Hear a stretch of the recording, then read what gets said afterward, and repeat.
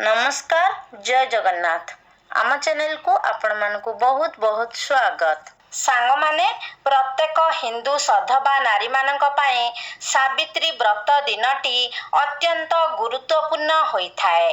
एही दिन प्रत्येक सधबा नारी माने निज स्वामीर दीर्घायु एवं मंगल कामना करी सावित्री व्रत पालन करिथांती। एही दिन सावित्री तांको स्वामी सत्यवानंकर जीवन जमराजांक ठारू फेराई आनिथिले। सेही दिन ठारू प्रत्येक सधबा नारी माने निज स्वामीर मंगल एवं दीर्घ जीवन कामना करी एही सावित्री व्रतटी पालन करिथांती। तेबे एही सावित्री व्रतटी प्रत्येक वर्ष ज्येष्ठ मास अमावास्या तिथि रे पालन करा जाए। सांग माने ए वर्ष प्रत्येक हिंदू सधबा नारी माने मई 16 तारिख दिन सावित्री व्रत पालन करिवे। सांग माने सावित्री व्रत पालन करिबा पाए किछि नीति नियम रही थाए जहाकू समस्त स्त्री लोक माने मानिबा उचित। एही नियम गुड़िकू न मानिले स्वामींकर अमंगल होइथाए, स्वामींकर आयुष हानि घटिथाए। सांग माने आम मानक मध्यरु अनेक लोक एही नियम गुड़िक विषय रे जानी न थांती। जानंतरे हेउ कि अजानंतरे हेउ एमिति किछि भूल थाए ताहा करिबा द्वारा आमकू अशुभ फल मिलिथाए। तेणु सांग माने आपण माने सावित्री व्रत पूजा करिबा पूर्वरु से नीति नियम गुड़िक विषय रे निहाती जानिबा दरकार। से सबु नीति नियम विषय रे जानिबा पाई भिडियोटी को स्किप न करी शेष पर्यंत निहाती देखंतु एवं चैनल टी को सब्सक्राइब करी श्रद्धा और भक्तिर सह कमेंट बॉक्स रे जय मां सावित्री निश्चय लिखंतु। सांग माने सावित्री व्रत दिन सधबा नारी माने कदापि भी कला रंगर वस्त्र परिधान करंतु नाही किंबा कला रंगर साड़ी को पूजा रे लगांतु नाही, कारण कला रंग नकारात्मक एवं अशुभ शक्तिर प्रतीक होइथाए। एही रंगर व्रत सावित्री व्रत दिन परिधान करिबा द्वारा स्वामींकर जीवन उपरे संकट आसीथाए। एहा व्यतीत व्रत पालन राति रे आपण निजर एवं निज स्वामींकर लुगा बाहरे सुखांतु नाही। द्वितीय नियम हेउछि सावित्री व्रत को 3 दिन निष्ठार सह पालन कले पूर्ण फल प्राप्ति हुए एवं आपण सौभाग्यवती होइथांती। एही दिन आपण कदापि आमिष प्याज रसुण आदि सेवन करंतु नाही। एमिति कले आपणकर व्रत खंडित होइजिब। 3 दिन अर्थात सावित्री व्रत पूर्व दिन, सावित्री व्रत दिन एवं सावित्री व्रत पर दिन, एही 3 दिन आपणकू निष्ठार सह सावित्री व्रत पालन करिबार अछि। तृतीय रे सावित्री व्रत दिन आपण शारीरिक संपर्क रखंतु नाही, नचेत आपणकू बड़ संकटर सामना करिबाकू पड़िबो। एणु एभली भूल कदापि भी करंतु नाही। केवल सावित्री व्रत दिन नुहे, कौनसी भी पूजा पार्वण रे आपण स्वामी स्त्री संपर्क रखिबा उचित नुहे। चतुर्थ रे सावित्री व्रत पूजा दिन महिला माने किछि अन्यान्य कार्य मध्य करिबा उचित नुहे। प्रकृत रे सावित्री व्रत सारी महिला माने सेही दिन विश्राम नेबा उचित। जदि आपणकर कौनसी संपर्कियंकर मृत्यु घटिछि तेबे आपण से दिन व्रत रखंतु नाही, किंबा जदि आपणक घरे नवजात शिशुर जन्म होइछि तेबे मध्य आपण छूतक न सरिबा जाए व्रत रखि पारिबे नाही, नचेत आपणकू अनेक समस्यार सामना करिबाकू पड़ी पारे। सेथि पाई एभली भूल सबू करंतु नाही। बट सावित्री व्रत रे कला कपड़ा भूल रे भी धारण करंतु नाही। एहा व्यतीत एही दिन पूरा पूरी धला रंगर वस्त्र मध्य परिधान करिबा उचित नुहे। पूरा धला रंग वैधव्यर सूचक अटे। सधबा मानक पाई पूजा व्रत समय रे पूरा धला एवं पूरा कला रंगर वस्त्र धारण करिबा अशुभ होइथाए। एही दिन ଆପଣ ନାଲି ରଙ୍ଗର ବସ୍ତ୍ର ପରିଧାନ କରିବା ଅତ୍ୟନ୍ତ ଶୁଭ ହୋଇଥାଏ ଏବଂ ମା ସାବିତ୍ରୀଙ୍କୁ ମଧ୍ୟ ନାଲି ରଙ୍ଗର ବସ୍ତ୍ର ଆପଣ ଚଢ଼ାଇବା ଉଚିତ। ଏହିପରି କରିବା ଦ୍ୱାରା ଆପଣଙ୍କୁ ମା ସାବିତ୍ରୀଙ୍କର ବିଶେଷ କୃପା ପ୍ରାପ୍ତ ହୋଇଥାଏ। ସାବିତ୍ରୀ ମା ଏଥିରେ ପ୍ରସନ୍ନ ହୋଇ ଆପଣଙ୍କୁ ଅଖଣ୍ଡ ସୌଭାଗ୍ୟବତୀ ହେବାର ଆଶୀର୍ବାଦ ପ୍ରଦାନ କରିଥାନ୍ତି। ଏହି ଦିନ ଯଥାସମ୍ଭବ ଶୃଙ୍ଗାର ଆଦିର ଦାନ କରନ୍ତୁ। ଏମିତି କରିବା ଦ୍ୱାରା ସ୍ୱାମୀଙ୍କ ଉପରକୁ ବିପଦ ଆସିବ ନାହିଁ। ମା ସାବିତ୍ରୀ ପ୍ରସନ୍ନ ହେବେ। ଏବଂ ମନେ ରଖନ୍ତୁ, ନିଜେ ବ୍ୟବହାର କରୁଥିବା ଶୃଙ୍ଗାର ଦ୍ରବ୍ୟର କେବେ ବି ଅନ୍ୟକୁ ଦାନ କରିବେ ନାହିଁ। ଆପଣ ବଜାରରୁ କିଣିକି ନୂତନ ଶୃଙ୍ଗାର ଜିନିଷ ସବୁ ଦାନ କରିପାରିବେ। ସାଙ୍ଗମାନେ, ଆପଣ ଯଦି ଏହି ଦିନ କୌଣସି ଅସହାୟ ମହିଳାକୁ ପୂଜା ସାମଗ୍ରୀ ଦାନ କରିବେ, ତେବେ ଆପଣଙ୍କ ଗୃହରେ ଧନର ବର୍ଷା ହେବ। ସାବିତ୍ରୀ ବ୍ରତ ରଖୁଥିବା ସ୍ତ୍ରୀମାନେ ଲୁଣର ସେବନ କରିବା ଉଚିତ ନୁହେଁ। ଏହି ଦିନ ଆପଣ ବିନା ଲୁଣରେ ଖାଦ୍ୟ ଖାଆନ୍ତୁ।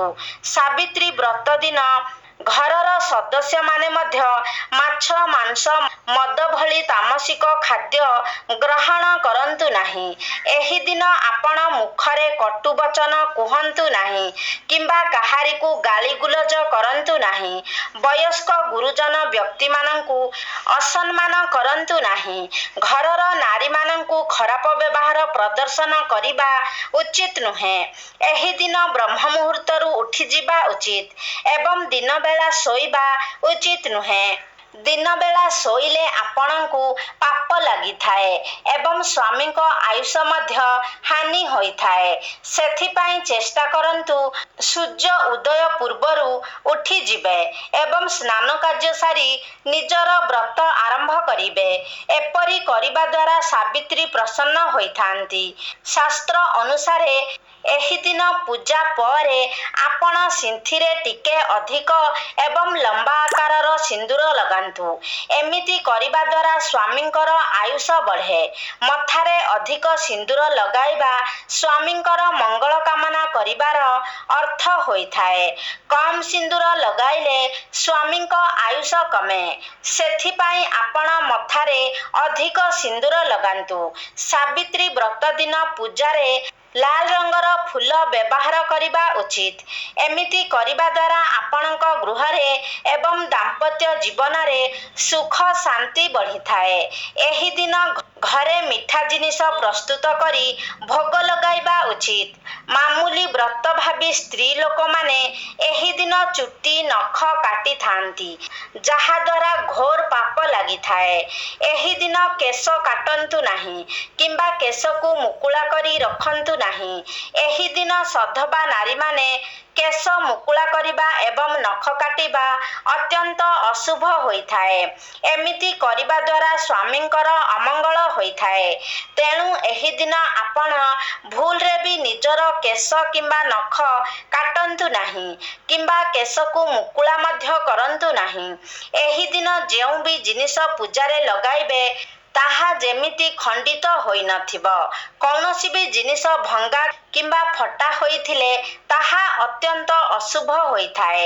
ଏହି ଦିନ ଆପଣ ଧଳା, କଳା ଏବଂ ଫାଟି ଯାଇଥିବା ଚୁଡ଼ି ପିନ୍ଧିବେ ନାହିଁ। ଏହାଦ୍ୱାରା ଆପଣଙ୍କୁ ଘୋର ପାପ ଲାଗିଥାଏ ଏବଂ ବ୍ରତ ମଧ୍ୟ ଖଣ୍ଡିତ ହୋଇଥାଏ। ଏହି ଦିନ ମଙ୍ଗଳସୂତ୍ର ନିଶ୍ଚିତ ପିନ୍ଧିବେ, ନଚେତ୍ ଏହି ଦିନ ଆପଣଙ୍କ ବ୍ରତ ପୂରା ମାନାଯିବ ନାହିଁ। ଏହି ଦିନ ପିନ୍ଧିଥିବା କୌଣସି ବି ଗହଣା ନିଜ ଦେହରୁ କାଢ଼ନ୍ତୁ ନାହିଁ। ଏହା ବ୍ୟତୀତ ଯେଉଁ ସ୍ତ୍ରୀ ଲୋକମାନଙ୍କର ମାସିକ ଧର୍ମ ମାନେ ପିରିୟଡ଼ ଚାଲିଥିବ, ସେମାନେ ପୂଜା ସାମଗ୍ରୀକୁ ଛୁଅନ୍ତୁ ନାହିଁ କିମ୍ବା ପୂଜା କରନ୍ତୁ ନାହିଁ। ଆପଣ ଉପବାସ ରହି ମନରେ ମନରେ ଠାକୁରଙ୍କୁ ପ୍ରାର୍ଥନା କରି ନିଜ ସ୍ୱାମୀର ଦୀର୍ଘ ଜୀବନ କାମନା କରିପାରିବେ। ସାଙ୍ଗମାନେ, ଏହି ସାବିତ୍ରୀ ବ୍ରତ ତ ସମସ୍ତ ସଧବା ନାରୀମାନେ ନିଜ ସ୍ୱାମୀଙ୍କ ଆୟୁଷର ବୃଦ୍ଧି ପାଇଁ କରିଥାନ୍ତି। ତେବେ କେଉଁ ନାରୀମାନେ ଏହି ବ୍ରତ ରଖିପାରିବେ ନାହିଁ? ସାଙ୍ଗମାନେ, ଯେଉଁ ସ୍ତ୍ରୀ ମନରେ ନିଜ ସ୍ୱାମୀର ଭାବନା ନ ଆସି କୌଣସି ପରପୁରୁଷର ଭାବନା ଆସେ, ତେବେ ତାର ଚରିତ୍ର ଭଲ ନଥାଏ। ଆଚାର୍ଯ୍ୟ ଚାଣକ୍ୟ କହିଛନ୍ତି, ଯାହାର ମନ ପବିତ୍ର ସେ ହିଁ ଜଣେ ଭଲ ଜୀବନସାଥୀ ହୋଇପାରିବ ଏବଂ ନିଜ ସ୍ୱାମୀଙ୍କୁ ସର୍ବଦା ପ୍ରେମ ବନ୍ଧନରେ ବାନ୍ଧି ରଖିପାରିବ। ତେଣୁ ଚରିତ୍ରହୀନ ନାରୀମାନେ ଏ ବ୍ରତ ରଖିପାରିବେ ନାହିଁ। ଏହା ବ୍ୟତୀତ ଗର୍ଭବତୀ ମହିଳାମାନଙ୍କ ପାଇଁ ଏ ବ୍ରତ ପାଳିବା ଅତ୍ୟନ୍ତ କଷ୍ଟକର ହୋଇଥାଏ।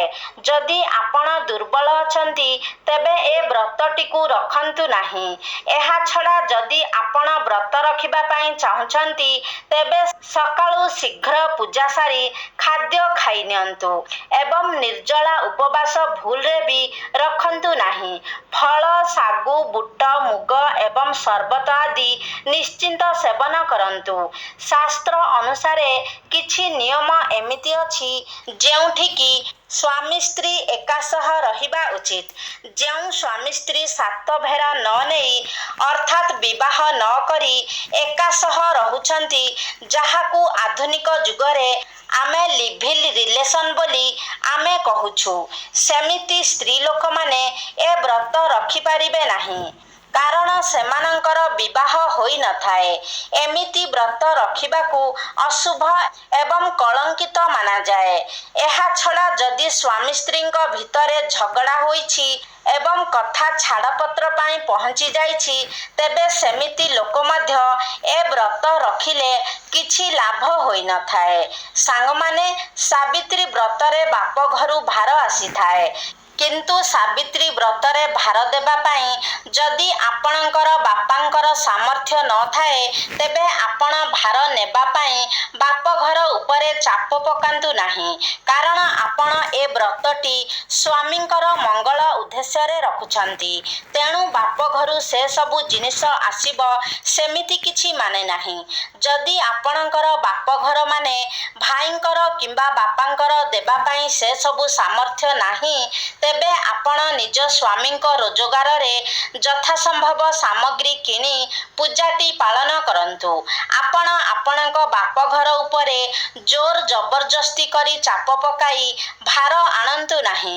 କାରଣ ସେମାନେ କଷ୍ଟ କରି ଆପଣଙ୍କୁ ଭାର ଦେବେ ଏବଂ ସେ ଭାରରେ ଆପଣ ନିଜର ସ୍ୱାମୀଙ୍କ ମଙ୍ଗଳ ପାଇଁ ପୂଜା କଲେ କୌଣସି ଲାଭ ହୋଇନଥାଏ। ମଙ୍ଗଳ ବଦଳରେ ଅମଙ୍ଗଳ ହୋଇଥାଏ। ଆପଣଙ୍କ ମନରେ ଯଦି ଶ୍ରଦ୍ଧା ଏବଂ ଭକ୍ତି, ସ୍ୱାମୀଙ୍କ ପାଇଁ ପ୍ରେମ ଏବଂ ସମ୍ମାନ ଥିବ, ତେବେ ଏ ବ୍ରତଟି ପାଳିଲେ ନିଶ୍ଚିତ ହିଁ ଆପଣଙ୍କୁ ମା ସାବିତ୍ରୀଙ୍କର ଆଶୀର୍ବାଦ ପ୍ରାପ୍ତ ହେବ। ଏମିତି ନୁହେଁ କି ଯେ ଆପଣ କେବଳ ବାପଘରୁ ଭାର ଆଣିଲେ ହିଁ ସାବିତ୍ରୀ ବ୍ରତ ପାଳନ କରିବେ। ଆପଣ ନିଜ ସ୍ୱାମୀଙ୍କ ପଇସାରେ ମଧ୍ୟ ପୂଜା ସାମଗ୍ରୀ କିଣି ଏ ସାବିତ୍ରୀ ବ୍ରତଟି ପାଳନ କରିପାରିବେ। ତେବେ ସାଙ୍ଗମାନେ, ଆଶା କରୁଛି ଆଜିର ଭିଡ଼ିଓଟି ଆପଣମାନଙ୍କୁ ନିଶ୍ଚିତ ଭାବରେ ଭଲ ଲାଗିଥିବ। ଯଦି ଭଲ ଲାଗିଛି ତାହେଲେ ଲାଇକ୍ କରନ୍ତୁ, ସେୟାର କରନ୍ତୁ। ଆମ ଚ୍ୟାନେଲକୁ ଯଦି ସବସ୍କ୍ରାଇବ୍ କରିନାହାନ୍ତି ତାହେଲେ ସବସ୍କ୍ରାଇବ୍ କରିଦିଅନ୍ତୁ।